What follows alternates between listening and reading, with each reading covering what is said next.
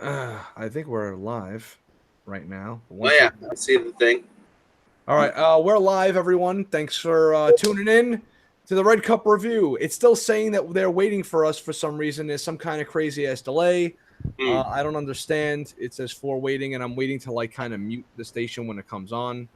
But Yeah. it's saying we are live, and for some reason, I'm not getting anybody in the chat. If you guys can hear us, please type and say, "Here we go." Now it's launching. Wow, then we're on a serious delay. All right. Hey, what's going on, everybody? Welcome to the Red Cup Review Live. I am obviously your host, Rob Banks, and we are having mad issues here, but it wouldn't be a Red Cup Review Live without us having a ridiculous amount of issues. I want to thank you for joining. Please like the video, share and have all your friends come and join us. All right, James Belk is on here now. Frankie Ortiz, we can hear you. Excellent. All right, thanks, Frank. Unfortunately, we are still having audio issues, but we do have the special guest with us tonight, which is going to, his audio works fine, so everything will be all right. Okay, getting right into the show without any further ado. There might be a little bit of delay, so if you guys have questions for our guests, please give us a chance to kind of like go back and forth because we're dealing with a serious delay tonight. All right, here we go. Kev's Matrix, what's up, brother?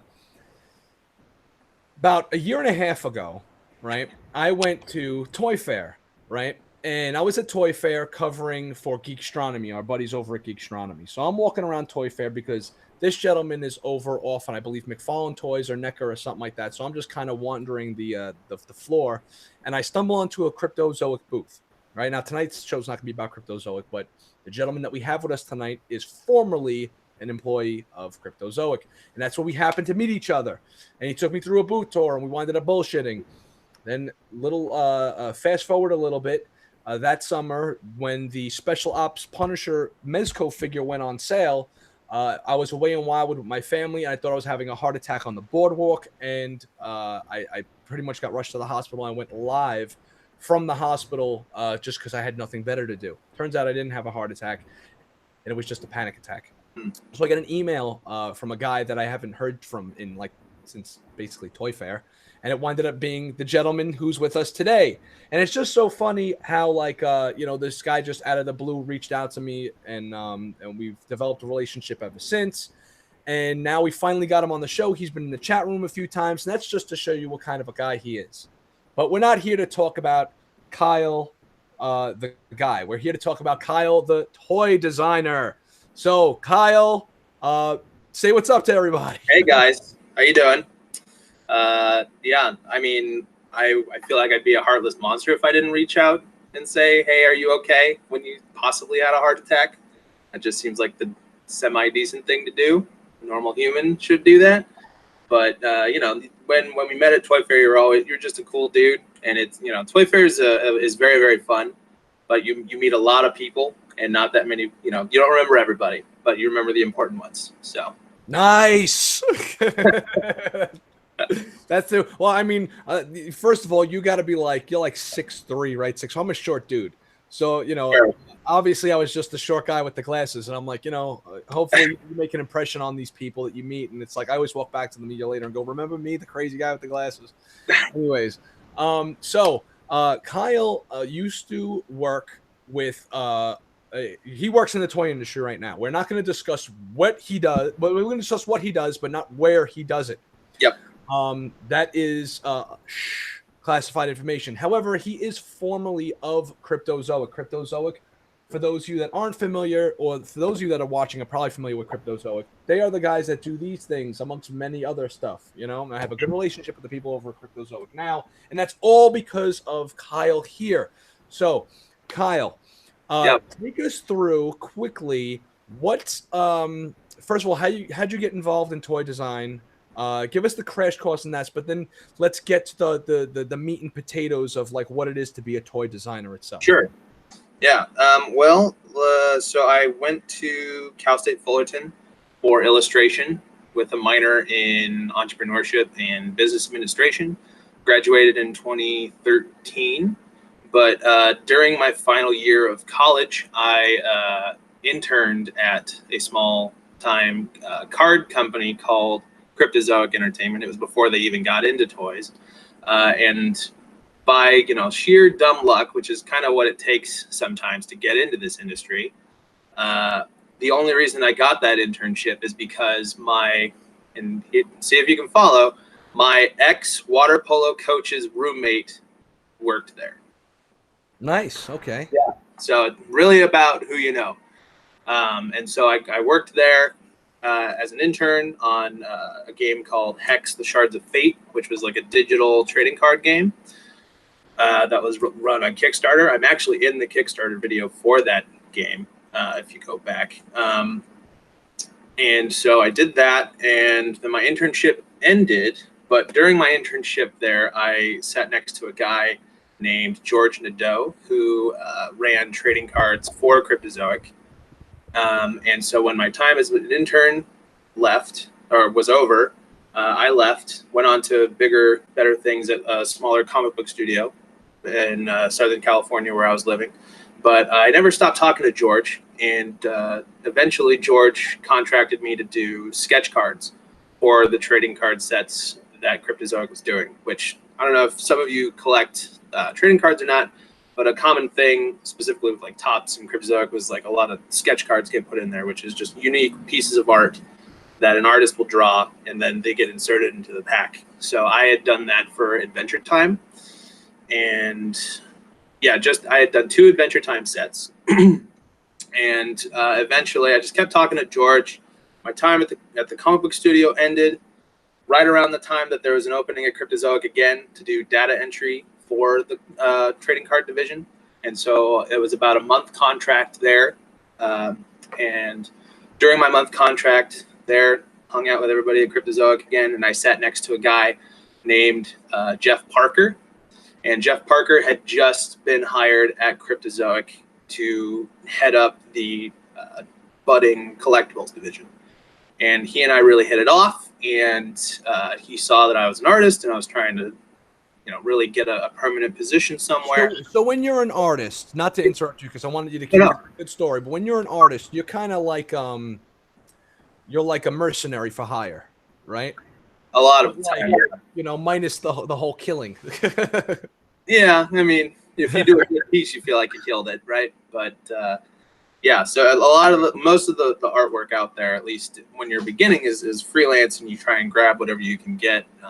Specifically, if you're like me and you're average in terms of art school, because obviously there's like the kids who are there. Bullshit.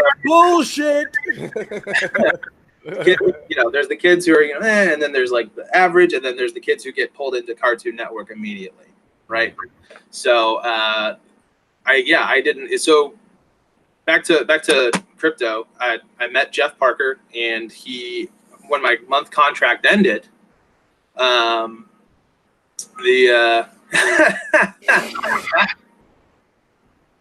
up, Baz? All right, guys, real quick. Once again, if people in the chat can hear Baz, just say we can hear him, because I can't hear him. There's no audio coming through here. So Kyle's going to actually be this is the audio bullshit we've been dealing with, which is why Nick Knack hasn't been on the show. And we're obviously focusing on our guest today. Just let us know if you can hear Baz, and then Kyle's going to act as kind of like the arbiter between the two of us. So the man between worlds. Oh, there he goes. So you met the guy. Go ahead. Yeah, so I met the guy, and right after my contract ended, he pretty much called me within a week after that, and so then he had me start working freelance for crypto and the collectibles division on actually what would become Little Bombshells Series 1. I was working on that freelance at my house, at my desk, doing colors and color variants, working over the great Pedro drawings that we had gotten. And so I did that for about 6 months, and then it was February of 16, I think, that they needed somebody to come in and do box mock-ups every Friday morning for like 4 or 5 hours, another part-time gig. And so a very common thing in the toy industry is you have to do packaging mock-ups, because a lot of retailers have actual full-size retail storefronts in their headquarters. And what they do there is that they will plan out where all the stuff goes, and that's how all targets look the same, all hot topics look the same, is because they figure it all out at the headquarters, and then they send all of that information to all of the franchises across the country. So when you do that and you sell a product into a major retailer, you have to send them, here's a one-to-one dimensional box of what it's going to be, so you can put it in your storefront. You can know how to plan it and how to place it to sell better. So that's what I did, is I made those boxes for hours on end for a long time. We affectionately referred to that position as box bitch in the office. But after about 6 weeks of that, they decided to pull me in part-time, and then 2 weeks of that, they decided to bring me in full-time, and then it just ramped up from there. So I like literally sitting there making boxes like you're making pizza boxes. Yeah. So I mean, you print them out, you mount them to the cardboard, you cut them up, you glue them, you make it look all nice. So I like to tell. I don't like to, but the way I refer to my journey into toys is I kind of Forrest Gumped my way to this industry a little bit. Just kind of who dumb luck and passion, actually, because I hadn't really thought about becoming a toy designer until Jeff talked to me. Because I mean, I had always collected stuff. Like I was big into the Toy Biz Marvel Legends. That was like the first line that I collected when I was 12 or whatever. I had the Kenner Gargoyles were a big thing for me. Godzilla, all that stuff. And I had read comics since I was a kid. Batman animated series, all that. So, so after I'm in toys, it's like, okay, cool. This is what I want to do. Okay, cool. Rest. All right, so that's your story. Now take us through the whole. Now it's time for like a little bit of questions. So for the people that are in the chat right now, you want to. Here's a common question that's asked. I'll start it off, and then you guys can hit up with like your questions as we go forth. Sure. All right. Why isn't my X specific action figure being made? And why does it take so long for this damn thing to come out when you show it for pre-order? Right. Start there. So why isn't the thing that I want being made? Well, it's everybody wants to make the thing that they want to make, and there's a lot of the people who work in toys are just as passionate, if not more so, than some of the people who collect it.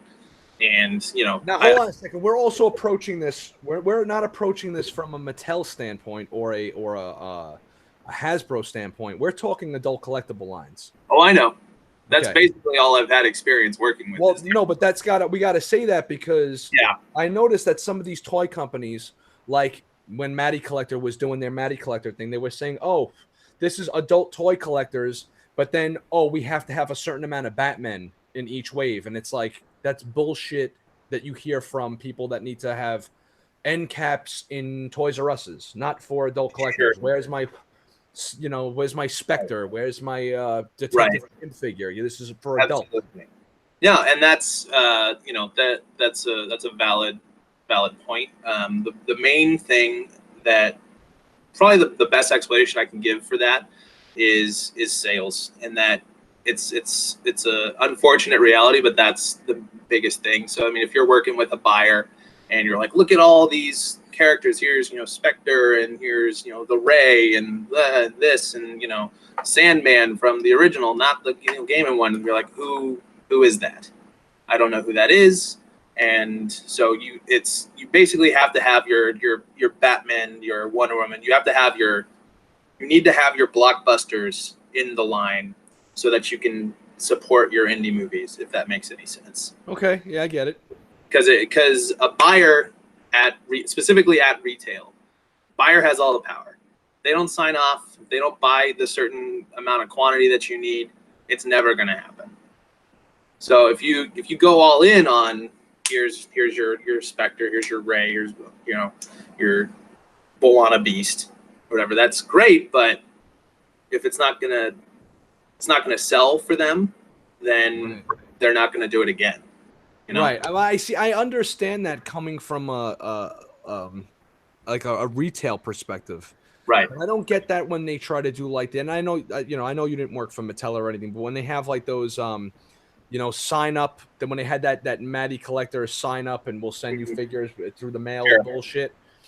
And it was like, you're not fucking giving us the characters that, a lot of people, I mean, at one point they kind of were when they were doing that, I guess, but they had a lot of filler also. Like, you can't market something for adults and then say, oh, but like, especially direct sales, and then say, worry about sales. It's like, and then what's up with companies wanting to do like sight unseen stuff? Like, oh, you could, to me, that I think that's just complete bullshit. Like, oh, buy into the entire line or you're not going to get anything. Like they had that shit going on for a while. Sure. That, and I would again say that's all money driven. That's all part of cost and all that stuff. So, I mean, if a lot of these factories, when you go into mass production, you need to have, the minimum order quantity, or else your cost to make the figures is just not going to make any sense. Okay. And that's where a lot of that stuff comes from. And I mean, yeah, so like if you want, you want like a barbed wire figure, right? That's cool, but like it's you and like 500 people want a barbed wire figure. But your factory, the ones that you worked with, the ones that you trust, they need you to sign off on producing 2,000 barbed wire figures. And then to even that's to break even. That's not to make money on the barbed wire figure. And that's fine. You can do that, but then you're going to sit on 1,500 pieces of inventory and you hope to sell that over time. But as we all know, because we're all collectors are fickle. You try and sell the same thing that came out 3 years ago, it's not going to happen. So right. Basically, the best thing you can try and do is to build something to sell out. And that's kind of where that comes from. Right. Even with your sight unseen and your adult collector group, like, look how niche this is. Like, that still has to be built to be profitable somehow, or else you're not going to get the next thing in the line. I noticed that that Mezco has a pretty, and I'm going to get to everybody's got a bunch of questions now filling it up in the chat, but just to continue this conversation we're having here. Mezco seems to be nailing it pretty well, and I think that they nail it most of the time based on people just trying to buy out the stock for resale value to try to like scalp and stuff. But you wouldn't get stuff like this. You know what I'm saying? Alex from Clockwork Orange or Ash. Like those are, well, you guys can't see the Ash because of but Ash is right here, I promise. I see. Yeah. And those are the figures that I like the most. Yeah, of course. Things that are a little bit more out there to add a little bit more of eclecticness to my stuff. But you need your Ascending Knight Batman to get your Alex from Clockwork Orange. Right, exactly. And I know some people ask, like, well, why the hell are they even doing this? I haven't heard of that. Like, even other adult collectors. And I don't get that because I had to study that shit in college myself. So, whatever. All right.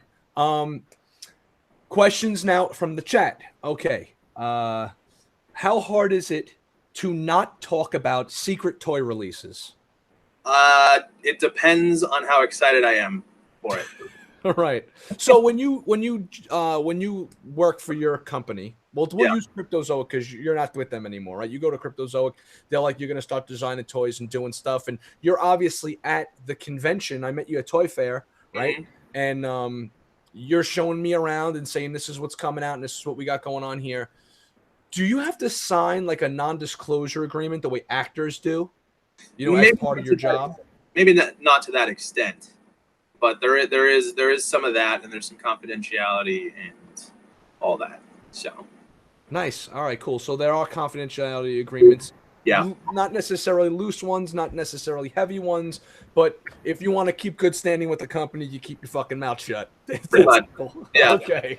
It's a good way to put it. Kev's Matrix, what are your thoughts on knockoff toy releases?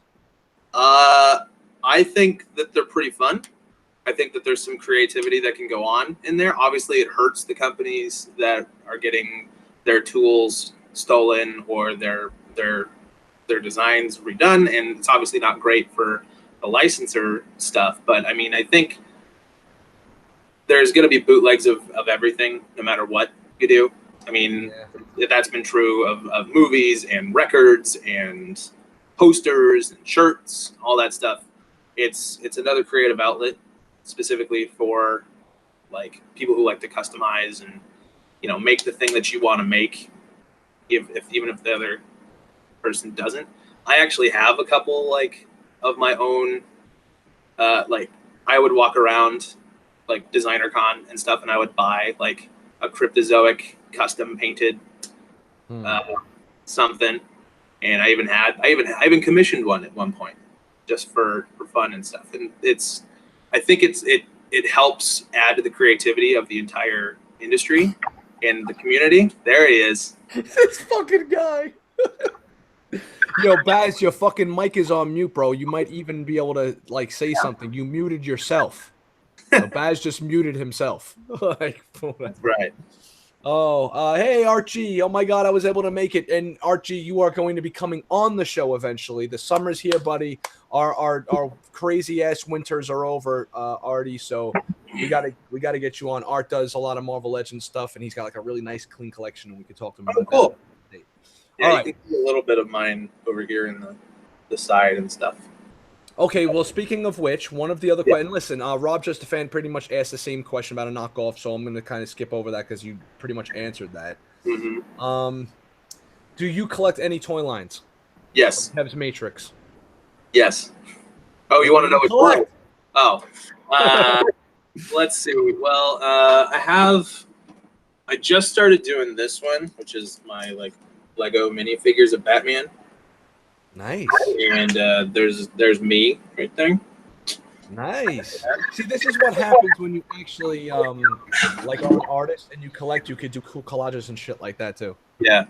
Let's see. I collect bombshells. I have all the bombshell statues up here, as well as some of the ones that I worked on. I collect bombshell statues from where? The DC collectible bombshell? DC collectibles, the original ones. Those are some pricey. Yeah, I loved those before I even got to work on them. So it became like a dream come true to be like, oh shit, I get to work on Black Canary and all this. So, let's see. I have some Hot Toys. Not. Oh wait, what's your favorite bombshell? Black Canary. Yeah, it is right with the microphone. No, there's no contest. There's no contest. The big Barda one that they just released, though, is really, really nice. On the roller skates, yeah, that is a nice one. Yeah. I'd say from what they've released so far, I really like the Black Canary, and I really like the new Death one that they have out for solicitation now. That completely knocked my socks off when I saw it at Toy Fair this year. Ding. Oh, shit, he's got it. Yeah, there you go.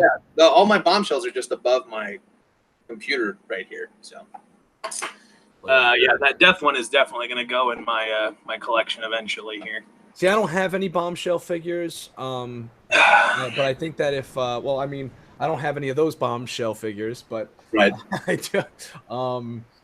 I'm really staring down that Death one. That one looks really freaking awesome. All right, moving it along here. Let's get to somebody else's. But I collect more things, Rob. Oh, damn it! Would you go? Come on. So I have some Mezcos, a little bit. Nice. Like I said, I have Hot Toys. I have Arkham Knight Batman. I have Justice League Wonder Woman. I have Bank Robber Joker. I have Dark World Thor. Guardians of the Galaxy 1 Star-Lord, and I have a custom Hugh Jackman Wolverine, and then I have a whole Black Panther collection. He's probably my favorite hero. I got one detolf dedicated to just Black Panther. Wow. All right, cool. So, and Mythic Legions, Ghost Rider. Baz, if you can hear us, your fucking mic is muted, jackass. Fucking God. Yeah. And it don't matter. You ain't gonna hear me. Oh, we do hear him now. Here we go. Yeah, I still can't hear him. You guys can fucking hear him. Rob forever mute. Okay, so what's your that was another thing we had in common was the Mezco thing. Yeah. Mm-hmm. What's your favorite Mezco so far? And is there any one in particular that you're waiting on to come in that you're just chomping at the bit for? I really like the PX Deathstroke. That's a really good one, but I think my favorite one is the MDX Joker. It's an amazing figure. I got so lucky pre-ordering that one. Yeah. The Batman Beyond one is pretty rad too. I think the one that I want to come out the most is the it's either the Clown Prince of Crime, the like young punk rock Joker, or that new Wonder Woman. Looks just that new Wonder Woman looks great. It looks so good. So, Yeah. because I have the movie one, and it's okay. Right. Really, It doesn't really compare to the other figures, though, right? yeah, it feels a little off. So, but no disrespect to Mezco. I understand probably more than most people the amount of work and stuff that goes into that. So, it's Mezcos are sort of like Tarantino movies. Even when they're bad, they're still pretty good. Why would you why would a company, I know you can't speak specifically to Hot Toys or Mezco or something like that, but why would a company choose to, if they can create something one way, like double jointed elbows, double jointed knees, stuff like that, rocker ankles, and then arbitrarily not put it on another figure? And I don't want to hear just because it doesn't make sense, because they have single jointed elbows on figures that should have double joints, like the Catwoman. Right. And that just might be, again, simply just a cost thing. So, like, when you create a figure, the mold that you create to make the figure, it's called a tool. It's these big, huge steel molds that they have to drill into to make the actual molds of it. And they weigh so much that these big cranes have to move them around inside the factory. The cost to make one of those is insane, no matter what your figure is. So, like, for a 3-figure set, like 7-inch figure, 3-figure set, not articulated, probably looking at like $45,000. $45,000 fucking dollars. Jeez. To create the molds for something like that. That's no specific example. That's not anybody's actual cost. It's like a rough ballpark. But so when you do that, it's a huge amount of money up front that you don't wind up starting to get returns on until you start shipping and getting those figures bought and purchased and stuff. So that's why pre-orders are getting earlier and earlier, to help kind of buffer some of that cost. And so when you've tooled something, when you've created the mold, the more times you can run plastic through that mold, the more money you can make off of that mold, and the more your cost is amortized across that mold, which is why you get a lot of paint variants, and that's why you get, your Joker and it's like Joker and Spider-Man Miles Morales or something, like, has like the same body or whatever. That's why you see a lot of that stuff assembled, because the tool's already made, and they need to save that cost. And it would be amazing if you could do all new molds for every single figure that you got, but it's just not realistic, even for huge companies. Right, but wouldn't it make sense for, like, let's take, again, it seems like we're dealing with things like the 6-inch action figure type lines and stuff. Yeah. Mm-hmm. Because Hot Toys pretty much reuses the same fucking underlying body for almost all their figures. So to me, that's just like it's already done. They have 1 or 2, and they just go from there, right? All right. So as far as 6-inch action figure goes, now I'm the head of a company, and I say, all right, we're going to be doing, let's say, DC figures, right? So we need an adult slim, an adult jacked, and a kid body, right? Mm-hmm. Yeah. But let's say we're just going to start with the adult jacked out diesel version, like a bigger version, and then like a slim adult, right? We're going to work with those. Now we're going to go and do, okay, we start making money. It's 2 years in. We got a little bit of extra. Let's get that mold done for those kid bodies now, so we can start releasing figures like, Jason Todd and fucking whatever, Damien, and maybe Kid Flash or whatever, right? Sure. But now you have a ton of characters you could do on that kid body buck. So why would you ever go back to one of those other bucks for a figure that should be molded in that other style? Like that, like Mattel is notorious for doing that shit, which is why I think it kind of hurt them. It's like, if you already have this mold, why the hell are you going back to this one arbitrarily? It makes no sense. I cannot speak specifically for those specific lines. I know, but as far as in a general sense. Yeah, and again, I'm only speaking from my experience. This could be true, this could not be true, but what I've seen is that stuff like, the tools are not used forever. They're only good for about 100,000 pieces. So if you made 100,000 Batman figures out of that $1, then you're kind of running that tool ragged, and you have to do it again and buff up that cost again.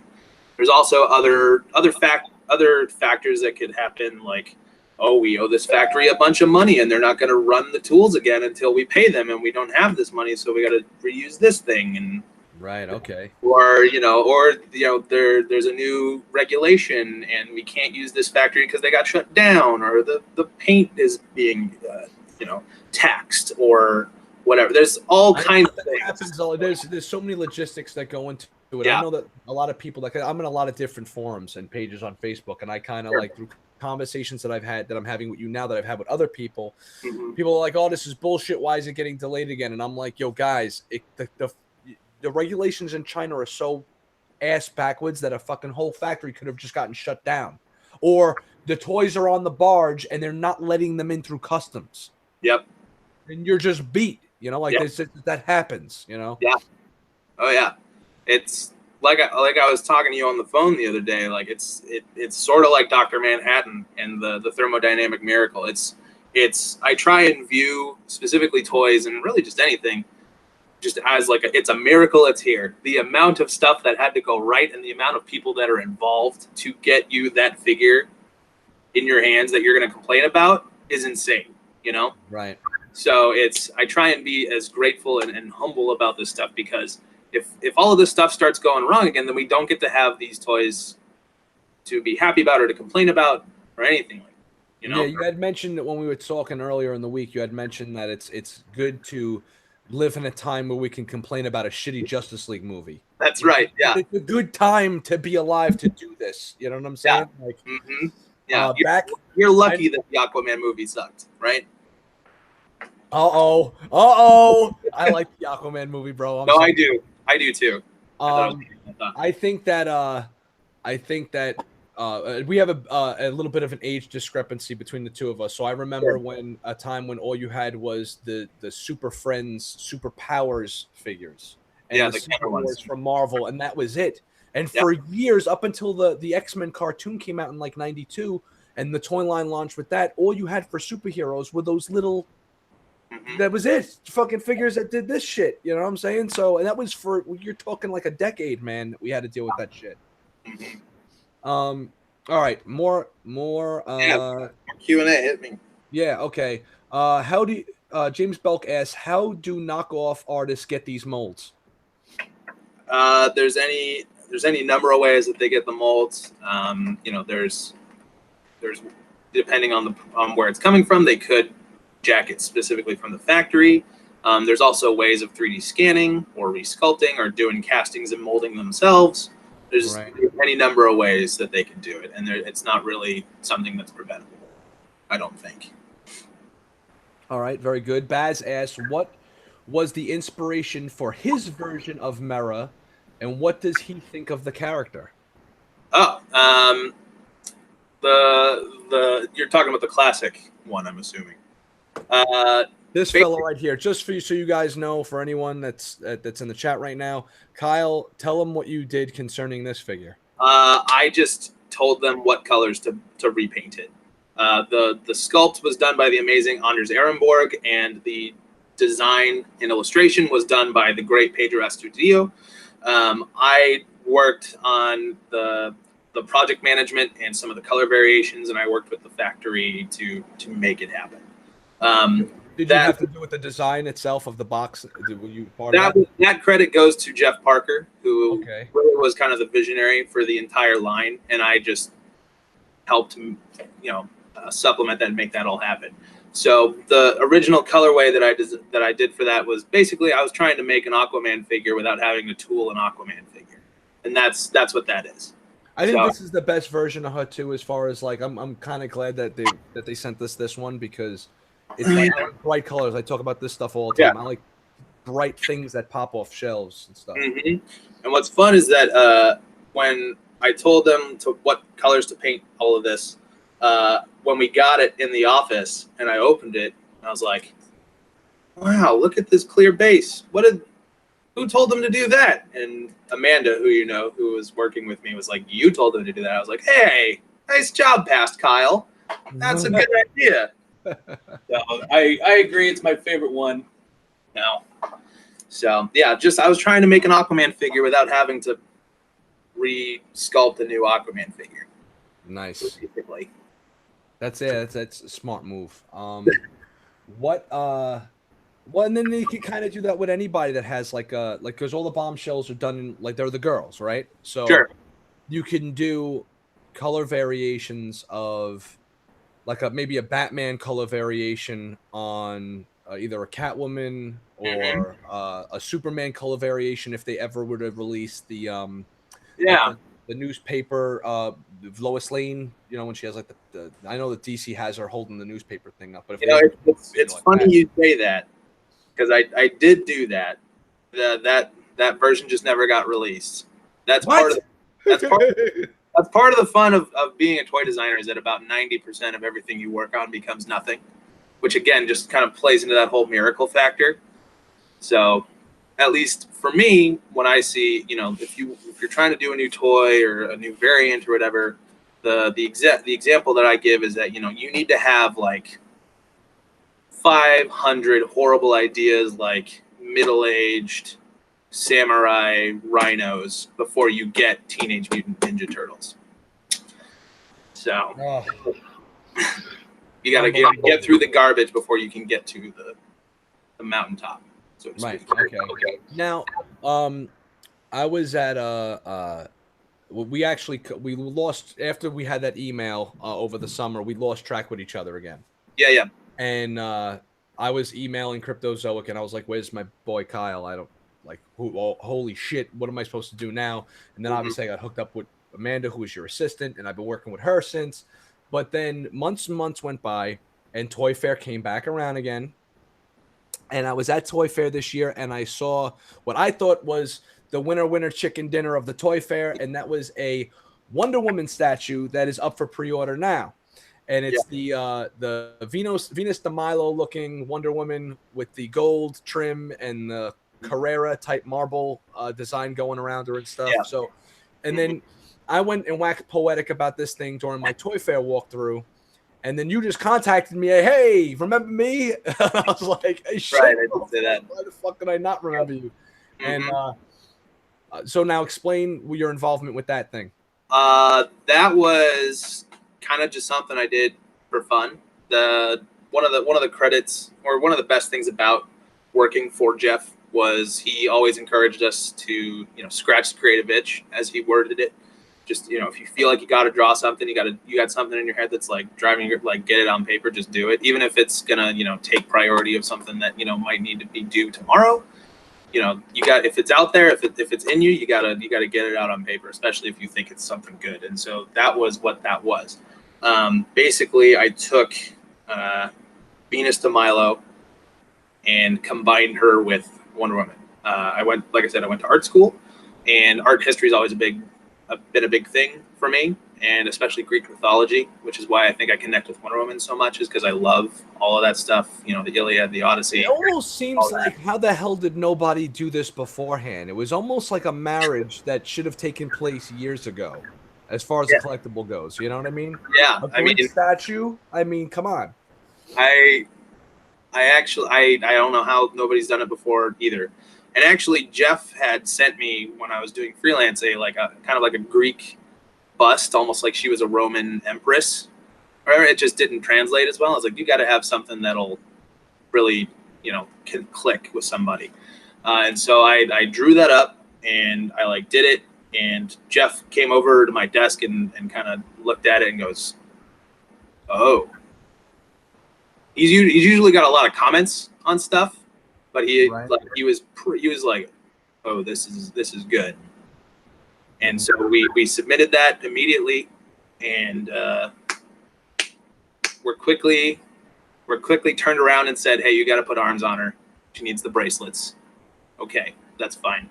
So then I had the unenviable task of figuring out what Venus de Milo's arms were doing before they got snapped off in shipping. Right? Hold on. As you're talking, we're gonna pull this thing up.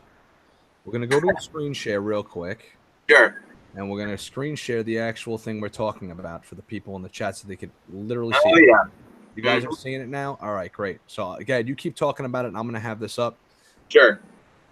So yeah, I went through a couple of variations and landed on the sphere, which felt very classical and Greek with her. So yeah, then it got approved, and then we went to sculpt with a sculptor who was really, really talented, this guy named Baktapor.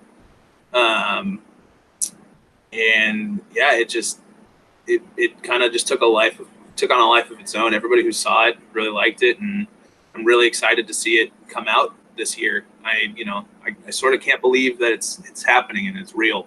It's one of kind of a dream project almost, I'd say. So, and I'm grateful that other people seem to be really gravitating towards it as well. I am not a statue guy. I had a few of the old Bowens. I got rid of the Bowens, and I went towards Hot Toys, and I went towards Mezco. Sure. Because I like being able to pose and do things with my stuff as opposed to just putting them up. Now, the bombshells thing, I love that. I know me and Nick Knack kind of clash heads a little bit when it comes to this, and that he's not into mashups too much. But I love the 40s style pinup women. And what's cooler than having something you like married with something that you really like in superhero. Yeah. And it just, to me, that's like that's a really cool, like sometimes they mash up things where it's like, okay, what would the Ninja Turtles look like if they were on the X-Men? To me, that's a little like, all right, kind of hokey. Whereas I think that a style variation on a character with like a different outfit or something, right, lends itself better to that because it gives you more creativity and design choices and shit like that. Mm-hmm. Yeah, the bombshells are really the only statue line that I collect myself. I have like some vinyl statue stuff, like the Dark Horse Witcher figures and the bombshells that I worked on, of course. I'm a big Witcher fan. I typically like to post stuff too. But all right, so you designed this Wonder Woman figure, right? Here's a low blow question. You designed the Wonder Woman figure. You're the mercenary for hire. You got your job there. You're doing your thing. And you don't work with them no more. Now, they obviously already paid you for this, right? Mm-hmm. So is that how it works? Like, how does that work in the industry from an honest artist design perspective, as opposed to once something is released, you know? Like they pay you for a job, you do it, and then it comes out and it doesn't matter, right? Yeah, because that's all in the agreement that you have ahead of time. And I also did it while I was on staff, which then technically means it's like work for hire, so they have control of the whole thing, which is fine because that's how you get, your bombshells and your Kripkins and all that stuff. So, right. Okay. Cool. Yeah. Right. I mean, that's how it works in Marvel and in DC. Like if you go for them and you're a staff writer. Very similar. It's their character. Yeah. Exactly. I'm grateful that they even thought about putting my name on the box. Really. Oh, it is going to be on the box. I'm not sure.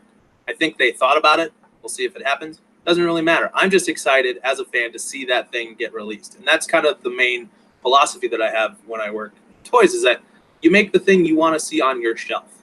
Right. Yeah. No. And you typically there's enough people out there who are like you that works out. Okay. See, I think that now from my generation down, or I want to say from people that are like around 45 and younger.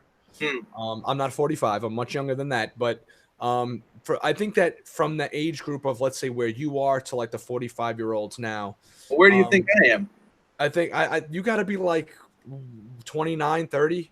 Wow, that's good. I turned 29 in 2 weeks, man. There you go. In 1 week. I'm 37. The finale of Game of Thrones is on my birthday. What's on your birthday? The finale of Game of Thrones. Oh wow! Oh wow! All right. Well, let's hope it's a good one then. Yeah, cross my fingers.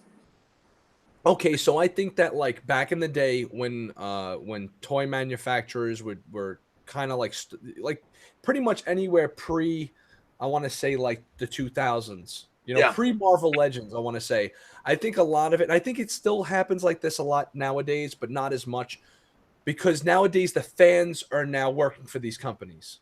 Sure. Kids that grew up that wanted to see something, I want to see this on my shelf, so I'm going to make the figure that I always wanted. Yeah. Whereas back in the day, it was just corporate guys going, make me a fucking Superman figure and let's make sure it sells. Yeah. You know, who cares if it articulates? You know what I'm saying? Nowadays, it's like the kid that got that figure that was like, I always wanted this figure to articulate. Now I'm in charge. Make the damn thing move, Oh, yeah.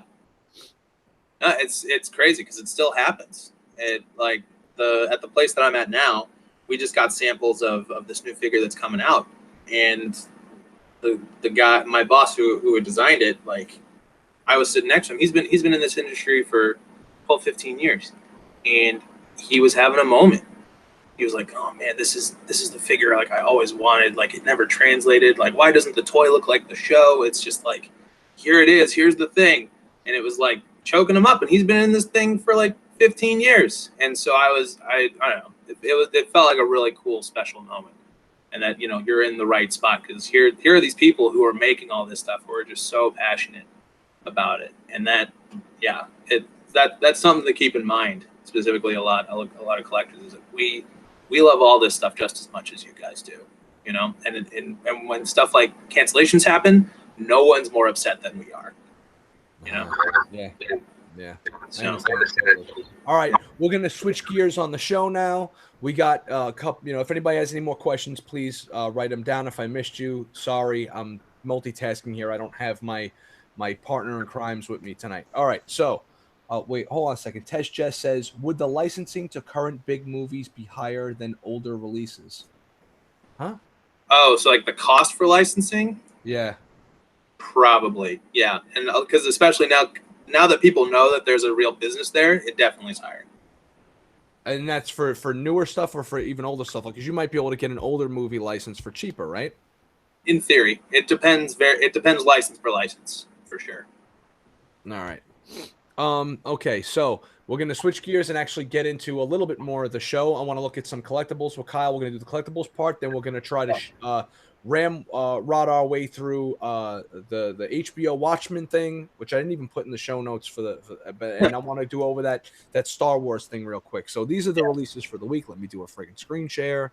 Yeah, and Rob, as long as you're cool with it and your wife doesn't, ask you where you are, I'm okay with doing more questions again towards the end. Oh, awesome. All right, cool. Also, since you're like Mr. Big Shot designing Wonder Woman statue person, get out of here. What you're basically saying is that when I get my Wonder Woman statue, because I'm buying the fucking thing if they don't send it to me, I have to ship it to you to have it signed, and then you have to ship it back to me. Sure, that's fine. Just put a return label in there and I'm paying it for you. Yeah, no, I understand, bro. I had to buy it twice. Well, I didn't have to buy it. I bought it twice because I wanted to. I pre-ordered it from Crypto and I pre-ordered it from Sideshow because that was like a big deal for me that something I designed was able to be pre-ordered from Sideshow. Somebody who like gives Sideshow way more money than I should. It was a big deal for me to like see look at that thing that I made. It's like in Hercules, the animated movies, like, oh, that's Phil's boy. Oh, that's Kyle's statue. That's cool, man. That's freaking awesome. Yeah. All right, quick. Let's see. Am I screen sharing with you guys? Yeah. There we go. All right, so we're on the Sideshow site. I'm gonna put you down real quick. These are the pre-orders of the week. Nice. Things that kind of came out this week. We have the Flash figure, which I don't know. What happened? That's the Sideshow one? Yeah. Yeah, this is the Sideshow one. Again, I'm not big on Sideshow figures themselves. I kind of try to stick to Hot Toys. It looks like the material could be cool. I don't know. I mean, in this pose, he looks all right. I don't know if I'm digging the whited out eyes, even though I kind of like him with the whited out eyes. I think the whited out eyes is for people like me who grew up on the Justice League TV show from Bruce Timm. That's right. So I'm all about it. The Barry head sculpt looks pretty good here. I don't know. Somebody wrote that he looks just like a giant Mego toy. I saw someone write that. I don't know. I think he should have came with a Barry head. I think he's pretty bare bones, but Sideshow seems to be pretty bare bones. How come? Here's a question. How come a company like Sideshow thinks that they could charge hot toy prices? Is it because their manufacturing is done in America and it's more expensive here, or is it they manufacture in the same places and it just costs us more to have people do shit here? I couldn't speak specifically, but I would imagine that it's all overseas. But there's an expectation price for stuff like this that nothing is worth that amount of money until someone pays for it once. You know, Right. So it's more. I would imagine that this is more of a if it ain't broke, don't fix it type thing. They know that they will sell a certain amount of figures at this price point, and they can make that work. So I personally have no problem paying for this stuff because I think they do really, really good work. And it's basically just a giant Mezco 112 flash, which means it'll just scale better with my Batman and my Justice League Wonder Woman. So. Oh, okay. Yeah, that's a pretty good way to look at it. I like it. I like it. All right. Moving along, we have let's see. A couple of statues and stuff. Again, I kind of just tend to focus on the shit that like kind of piqued my interest. Sure. Gotta wait for this shit to load. All right, here's something that I think is hilarious. This Tony Stark in Ant-Man jumpsuit. For, Yeah. With the fucking milking already, guys. From this is ridiculous because even in the promo pics here, there you go. You're gonna have Captain America's gonna come out, which is the same goddamn head sculpt they've been reusing 100 times over. So you're gonna have Cap to go with your Tony, and then apparently you're gonna have look at this, every other character in their jumpsuits. And look at this little hand right here. I'm circling a little hand right here. That's Rocket Raccoon's hand. So you're actually gonna get Rocket Raccoon in this version as well. That's right. But I mean, remember what I told you, all this stuff is super expensive. So the more you can reuse it and have people buy off that stuff, the more likely you are to get, your next Hot Toys release.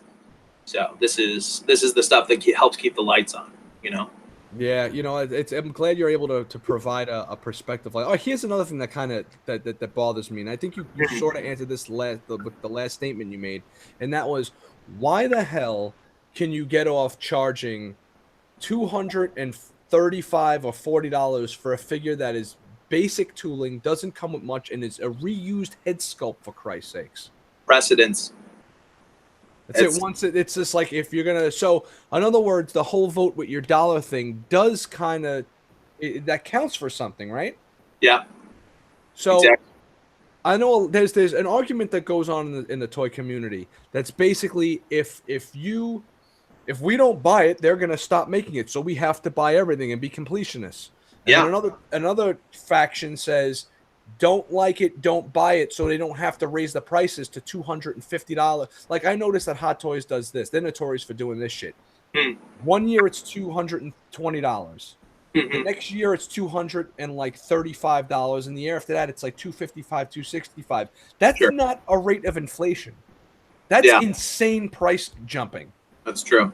So I even going by a 3% raise per year, according to inflation, that still doesn't quite add up, especially when you have so I'm more on the team. That's ridiculous. We should stop paying these prices on the nonsense toys. And then the other team is like, I got to buy everything. And then from a manufacturer standpoint is that you want us to keep the lights on. You got to support the shit you like and just, obviously the company wants to make money, so they want you to buy everything. That's true. That's part of it. And again, there's the factors that most people don't think of, like new regulations, like a certain president just put a bunch of taxes on overseas imports. So that affects all of this stuff as well. Right. Okay. I mean, there's all, like I said, there's all kinds of factors that can make this thing go right and that can make this thing go wrong. And that's where some of this stuff factors in. I agree it's a little bare bones, but it looks like they did have to tool a new head they have to tool a new Iron Man head and the base and all that. It looks to me like they're trying to give you something new where they can, while also still trying to keep the cost low enough to support themselves. And even if nobody over here buys this, I would imagine that something like this would do extremely well in an overseas market. And that's I was surprised to find out that. I was surprised to find out that when like Howard Chan talked about, people were like, why do you guys keep making Iron Man figures? And they were like, each Iron Man pre-order sells in the tens of thousands of dollars, tens of thousands. So when you look at it from you can't help. I don't think this is just an American thing, even though as Americans we're arrogant motherfuckers. Make for what I want. Why the fuck are you making the 20 damn Iron Mans with all these repaints and all this other bullshit? Meanwhile, they're selling like there's 1 billion people, 2 billion people on the other side of the world that just want Iron Man. They don't give a shit about anybody else. Yeah. So they're selling tens of thousands. It's like, look, they're not catering. Like for me personally, right? I want them to make a Cesar Romero Joker to go along with my Adam West stuff. Sure. And they showed that, but it's like, yo, where the fuck is my Cesar Romero? You guys already showed this. Where's my Michelle Pfeiffer Catwoman? Like, this is ridiculous now.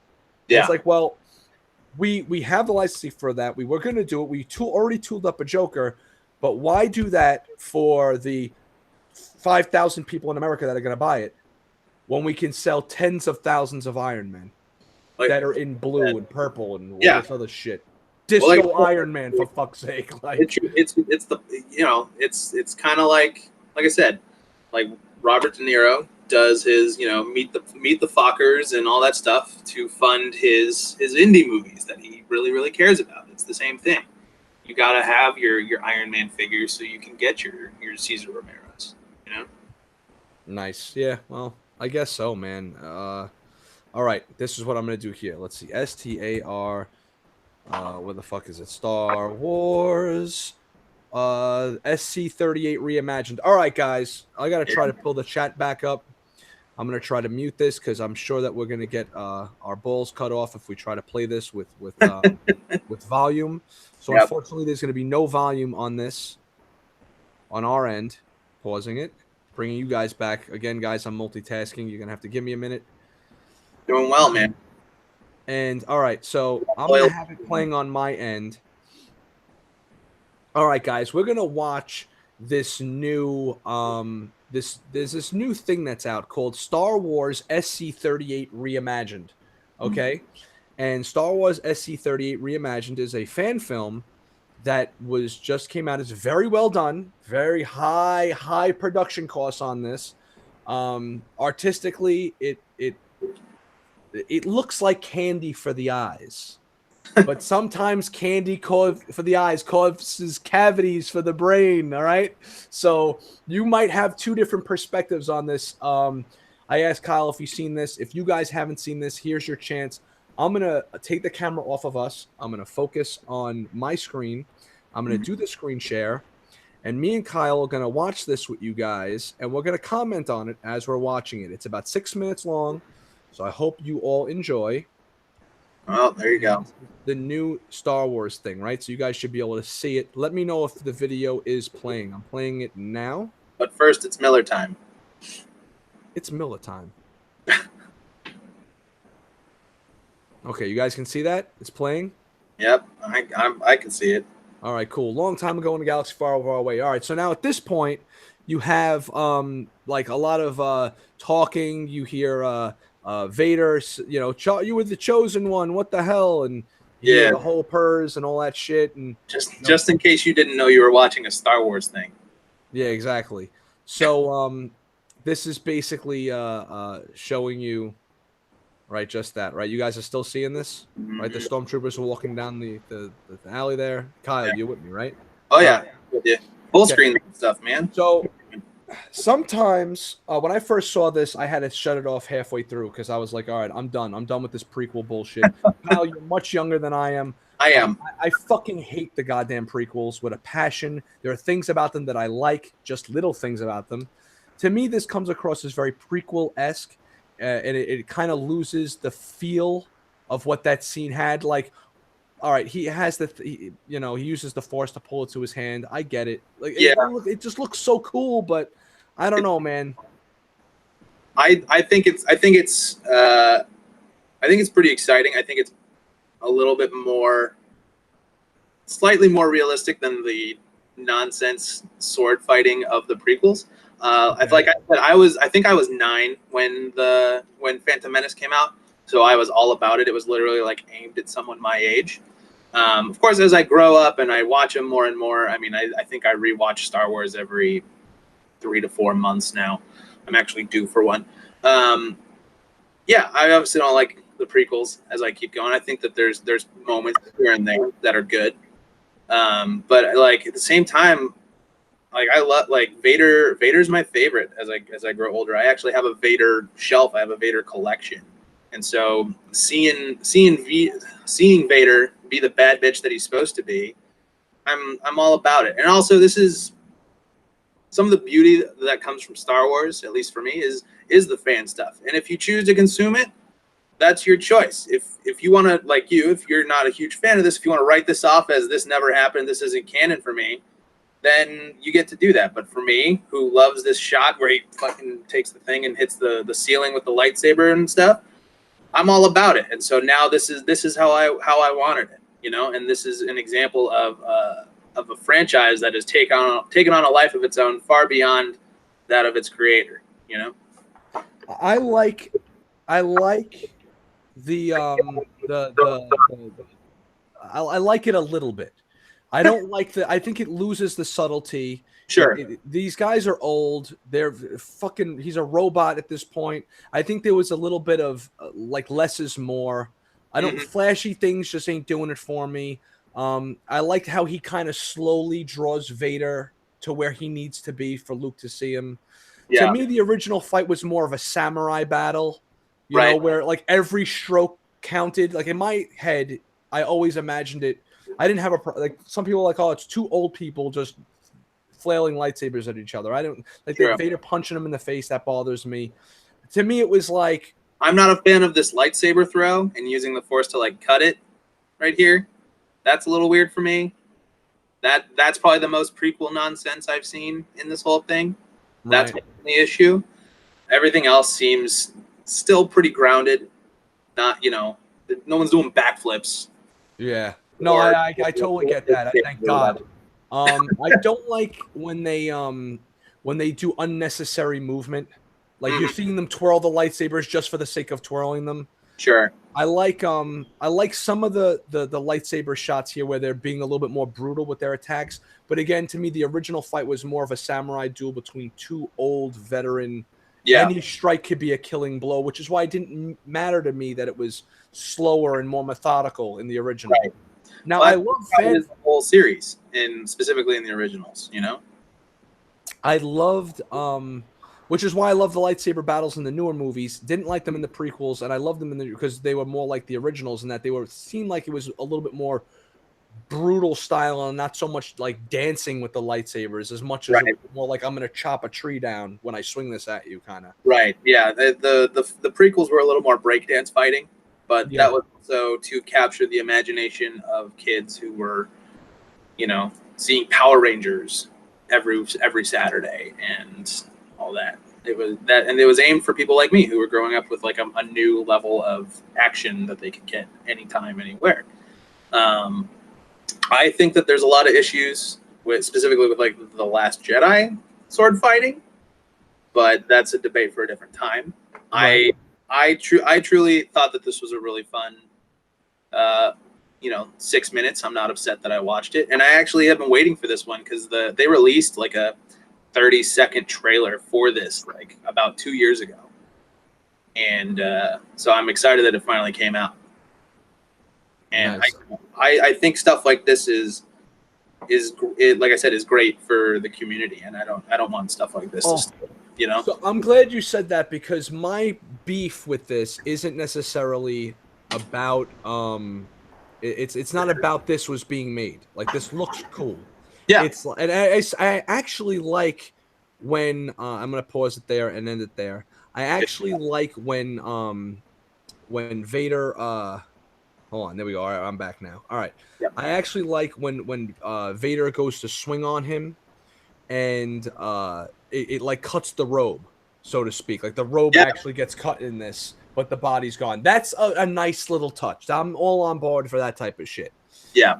What bothers me is when I start seeing people say like, oh, look at what happens when fans do things better than Disney. Look at what happens when they need to re-edit this back into episode 4 and this should be the real fight. Yeah. And it's like, oh my God, like I actually wrote to somebody when I saw that in that thread. Are you guys also fans of the the new cut versions of the movies, like not the old theatrical versions where like with the blinking Ewoks. The blinking, yeah, all that bullshit that just, it's like, what the fuck is that? Like the Ewoks blinking doesn't even, like the whole changing of the Ewok song arbitrarily at the end, that bothers me. Yeah. Having the guy singing in Jabba's palace, that really bothers me. Him yelling no when he picks up the Emperor, that's the shit that like because that's like storyline changing stuff, you know? Yeah. And you know, the most infamous example is the Han shot first thing, which I sort of subscribe to. I actually heard Susan Strange from Sideshow say it. When you say Han shot first, that means that there were 2 shots. There were no 2 shots. It should just be Han shot. There was. Yes, I love that too. There was no.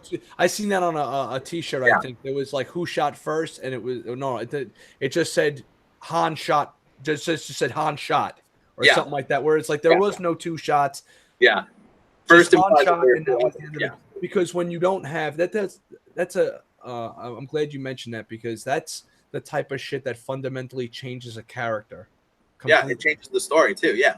Like Han Solo is I hate to break it to everyone, he's kind of a piece of shit when we first meet him. He's a bad dude, yeah.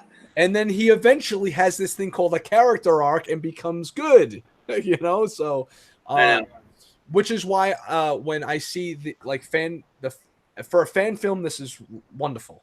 Yeah.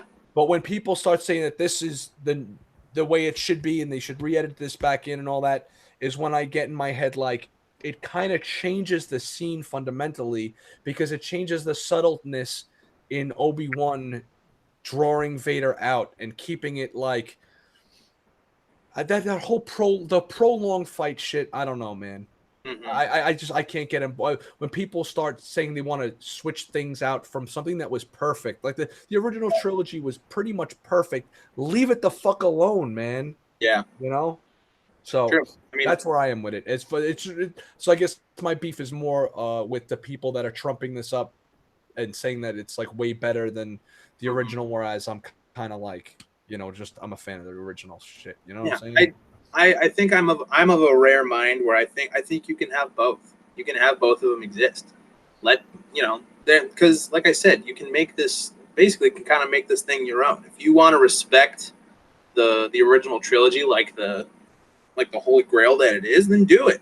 I agree with that, but like I also like seeing my little things like this, and if I really wanted to, I could edit it in there myself. I actually have I have like a decommissioned Blu-ray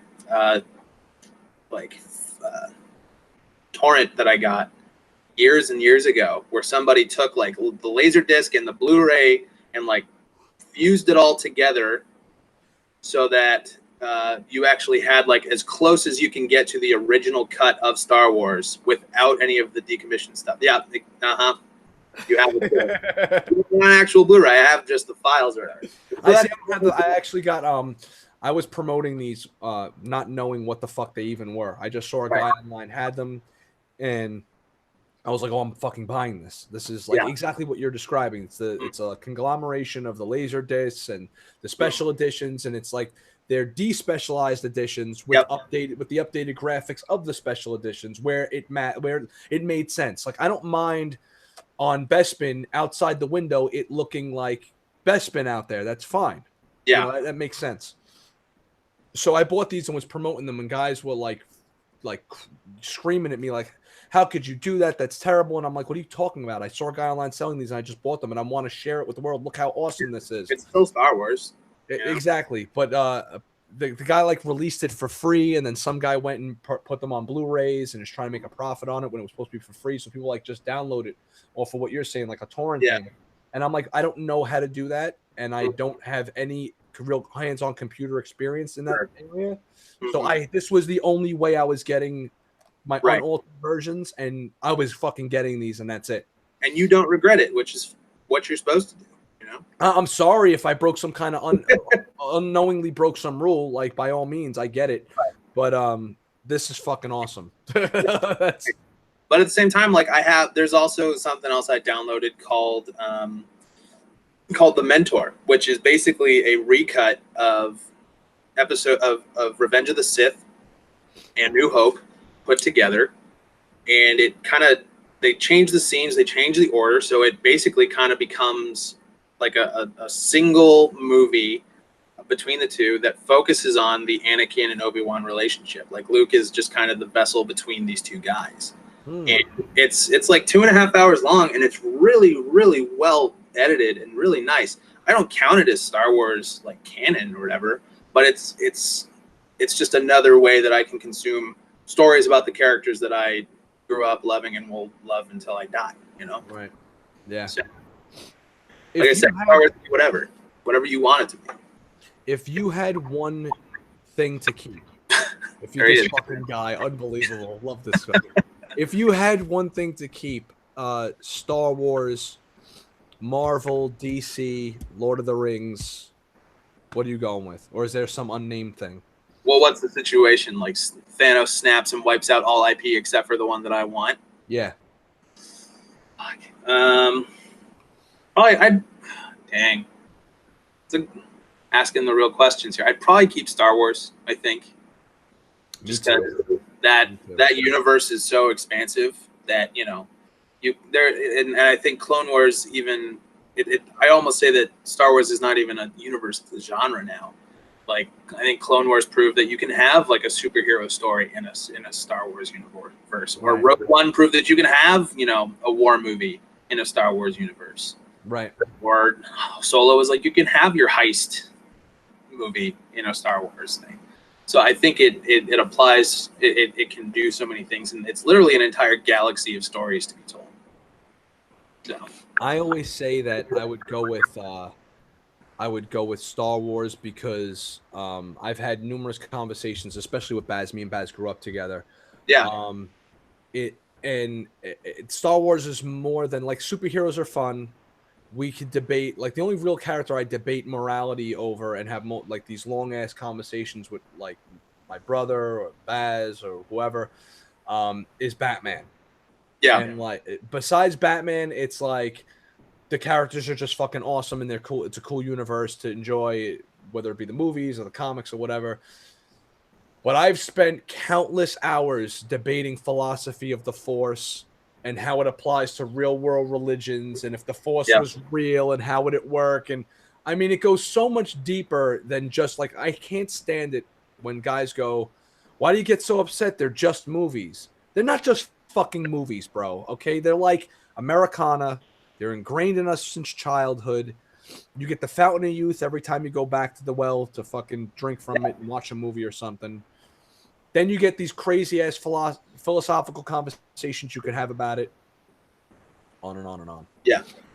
Truthfully, like when I go to the theater and I see a new Star Wars movie, I'm not religious in the traditional sense, but it's probably the closest thing I get to going to church is stuff like that.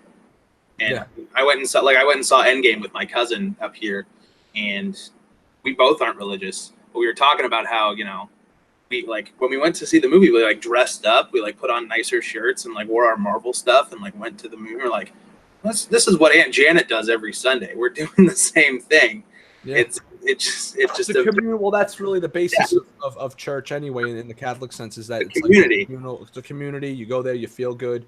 You dress a little nicer. You get to see your neighbors and stuff and feel like you're a part of something. So when you do the same thing as going to Endgame, it's like a religious experience. Me and Baza have these conversations where we talk about going to live shows, and one of our buddies is like, the fuck are you going to go to a live show for when you can just listen to it on a CD? And it's like, when you're in a concert and when you're in the garden, there's 18,000 people all cheering for Kiss, and you're singing along with it, you're almost like, it's hypnotizing, and it brings you into that like religious experience, like an out-of-body experience almost, you know? Yeah, I'm a big concert goer myself. You can't really see it, but that's a Black Sabbath poster that I got on their last tour. Nice, freaking awesome. Black Sabbath. So all Baz would be like, fucking Baz is going to be like, God damn it, I wish I was good. All about Sabbath. He just actually last weekend saw Baz, who the fuck did you see last weekend? Come on, Rob Halford, Judas Priest. Priest, nice. Yeah, they're gonna be up here in June. I've been trying to figure out a way to go. So, yeah. So, all right, have you seen? We're gonna wrap the show up with this. Have you seen the new HBO Watchmen trailer? Yes, I have. All right, guys, in the chat, should we do a watch along with the trailer, or should we just talk about it? Let us know what you guys think. We'll start kind of talking about it now. Yeah. How do you feel about this new Watchmen show? I think that HBO is spending a lot of money to keep people subscribed after Game of Thrones ends. Okay, that's nice. I guess I think you. So it's a cash. It's a. Oh, Taris, what's up, T? He wants to do a watch along. That's one vote for watch along. Ed, you keep talking about it. I'm gonna pull this shit up. I mean, as John Oliver said last week on his show, that in 2 weeks this network is deeply fucked because everyone's gonna jump off of the HBO because there's no more Game of Thrones to watch. There is no phenomenon anymore after that. I love Watchmen. I have my issues with the Zack Snyder film. What are your issues with that quickly, if you don't mind me asking? Because I actually really, really love that movie. I will freely admit that it's been long enough that I don't really remember why I don't like it. It just left a bad taste in my mouth. Okay. I think, I don't think it has anything to do with the story or the way that they changed things. I think it had more to do with the Snyderisms that are in there, like his random use of soundtrack and the slow motion all the time, and it's the fact that I can see the fact that I can tell who made it bugs me, and that would bug me even if Spielberg made it or if J.J. Abrams made it. At least for me, I feel like Watchmen's one of those stories that needs to be this is its own thing, and whoever's making it needs to let the story be the focus and not try and put their fingerprints on it. Does that make sense? The issues that I had with that movie, I thought it was one of the best screen representations from a book standpoint, like screen to book to screen. Sure. The issues I had was very small, but Zack Snyderisms again when they're fighting the thugs in the street, and she breaks the guy's arm, and it's like, what are you doing? Pops out, yeah. It's like there's no need for that. And the love scene where they bang each other and stuff, they could have cut that scene short and just had them disappear into the cloud like they do in the comic, and it would have been fine. Yep. There's no reason to kind of. He has this love for gratuitousness, kind of, and it's like, all right, you don't have to go there a little bit. Yeah, I think I remember being very sad that they changed the speech of Dr. Manhattan on Mars to Silk Spectre, because whenever I read that book, which is about every 2 years or so, I cry like a baby. Yeah. Every time at that part, I could tell you the exact page that I cry on. I can't tell you the number, but I can oh, that's it right there. Because it's I have water damage on my book from my tears hitting it. So, that's cool. Yeah, I mean I don't know. It bugs me, but at the same time, there's highlights. Jackie Earle Haley as Rorschach is probably some of the best comic book casting in the entire history of superhero movies. I think he was absolutely perfect. I thought they nailed all the casting in that movie with the exception of my favorite character, and that's Ozymandias. I was my favorite in the book. My favorite character in the book is Ozymandias, and I'm I wasn't feeling the guy that's playing him. I do like the idea that Jeremy Irons is playing the older version of him now, though. I'm all on board for that. But in the movie, it was the comedian, and then I had started thinking to myself, the fucking crazy asshole in the comics that's the hero that's going nuts silently. I like, and now in the movie, the crazy asshole in the movie happens to be my favorite too, and the comedian. I just think that Jeffrey Dean Morgan is a fucking genius in that role. Yeah, he was really good. I think Malin Ackerman might have left something to be desired a little bit. Yeah, but I think for a movie that has a 7 foot tall naked blue god in there, they make it work. And that was what I was afraid of, that they're going to put underwear on him or it was just going to look goofy or whatever, but it felt pretty good and right. Yeah. All right, watch a long time. All right, here we go. Hold on, let me screen share again.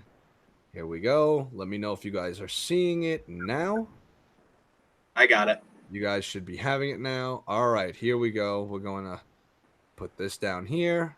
I'm going to put the camera on me, which is really this screen, and we're going to do the watch along. Let me know if it's playing right now. I got it. All right. So it looks like you got a bunch of Rorschach crazy far right sycophant maniac guys. I hope they don't turn Rorschach into like this far right. Even though he was right wing, it's to me. Yeah. I don't know, man. Like, I don't think they're turning him into that, but kind of already was that a little bit. yeah, but he wasn't like it almost comes across as like I don't know. I'm getting a very hick, racist, lunatic feel from this. Yeah, it's kind of bothering me. Yeah, I'm not a fan. Rorschach wasn't a racist weirdo. Yeah, I agree. He was a weirdo, but not a racist. I'm not a fan of the eye holes in the thing, but I like that they have the black. With the pirate side story, they just had that little thing with the scythe on there. Yep, that looked cool, and I love the juxtaposition of the TikToks and the whole thing. Really fun. It's definitely a series I'll be watching for sure. I will consume any and all of this.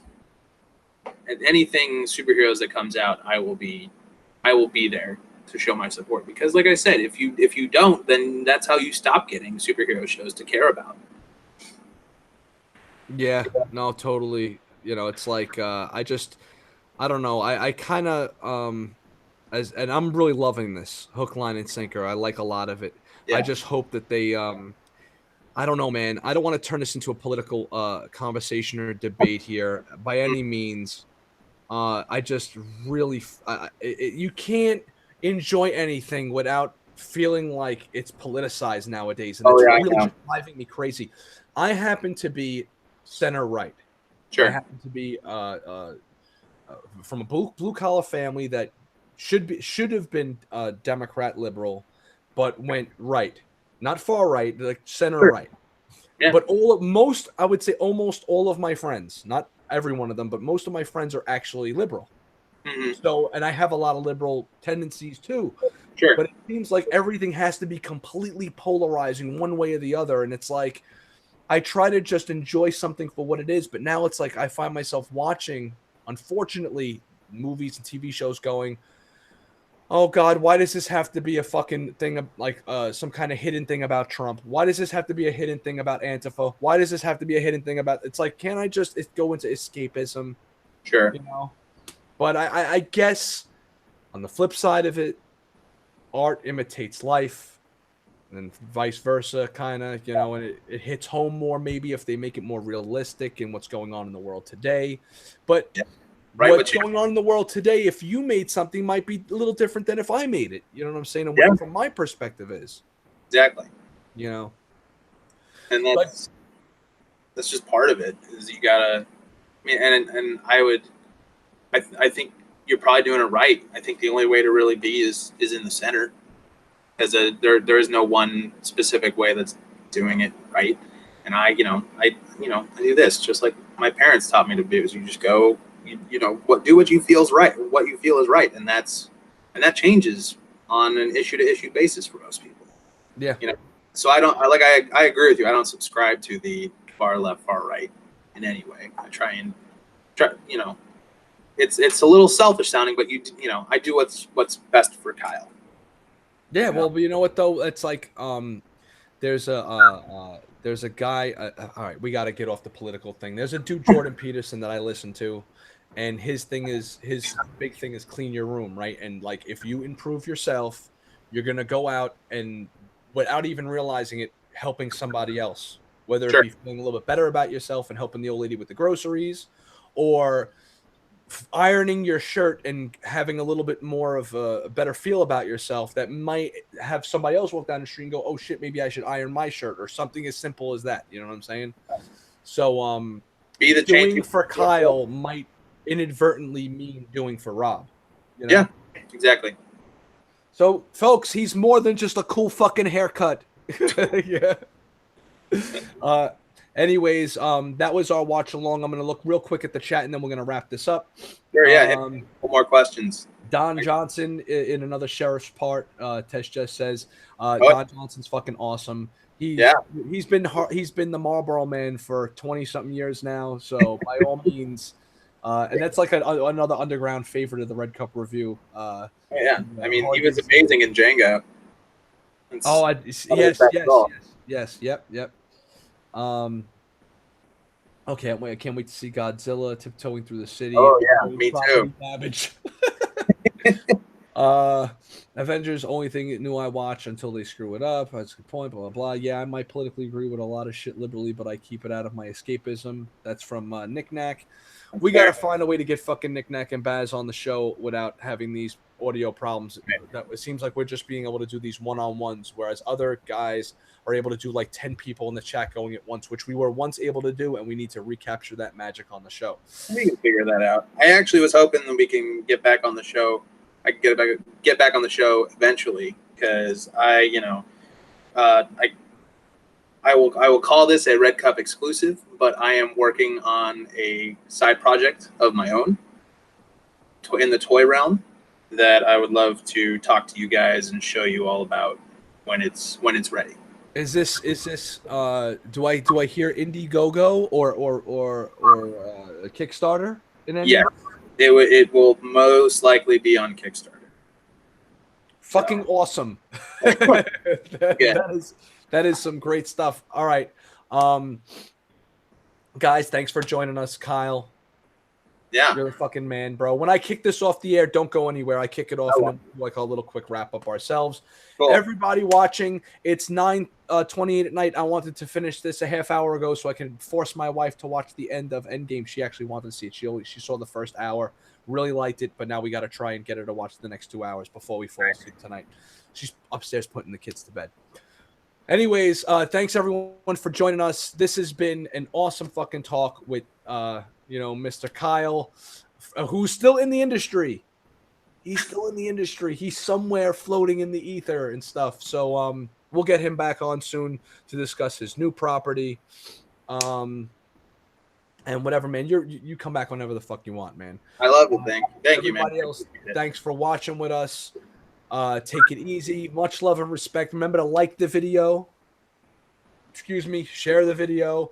Good night, all. Red Cup tips. Oh, this is what's coming this week.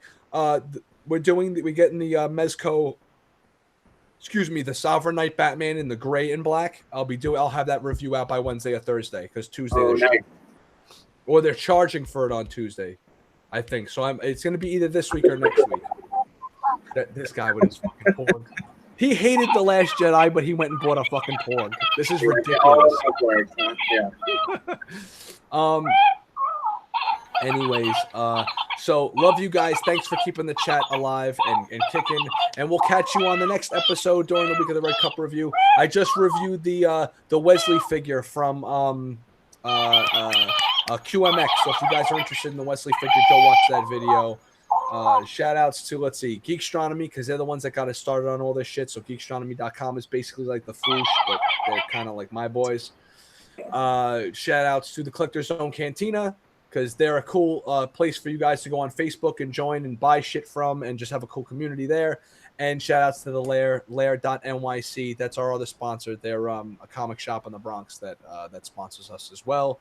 Cool. Other things, Cryptozoic has that. If you guys are interested in this figure at all, Cryptozoic sent me this thing, whereas if you go to their website and buy this from their e-store and you type in under the special thing where you could type like codes and stuff, you type in C Mera for classic Mera, so C Mera -RC. RC-C Mera, something like that. Go watch the video for this. You got until the 31st, and they give you a little Bombshells figure for free when you buy this. You won't be sorry. Yeah, no, it's fucking cool, man. I showed this to my wife. I was like, I don't know, honey. I said, do you think we should keep this one? Because she's a big Wonder Woman fan. Yeah. Sometimes when we get things, we give them back to the community. We do giveaways and shit. And she was like, I think I might want that one for the closet and get like a Wonder Woman to go with it. Yeah, she watched it, man. She fucking loved it. She liked Mera, but she obviously liked, Kyle Drogo a lot more than she liked Mera in that movie.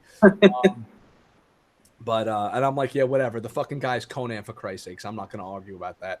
That's right. So so you can have that for that, and also if you guys have comic books, I know I say this for the end. If you guys have comic books and you want to have them framed, or CGC things that you want to have them framed, 15% off from the Red Cup Review. You go to you type in Red Cup Review in the collectorsresource.com. They sell CGC frames and comic book frames, and if you type in Red Cup Review, one word, you get 15% off, unlimited uses. So for a lifetime, for the people that want to have comic books to put up on their fucking walls and stuff, because what's the use of having CGC comics if you can't show them off? 15% off for everybody. Just type in Red Cup Review, and that's the collectorsresource.com. Thanks everyone for watching. This has been the Red Cup Review. Kyle, don't go anywhere. Love you guys. Catch you next week.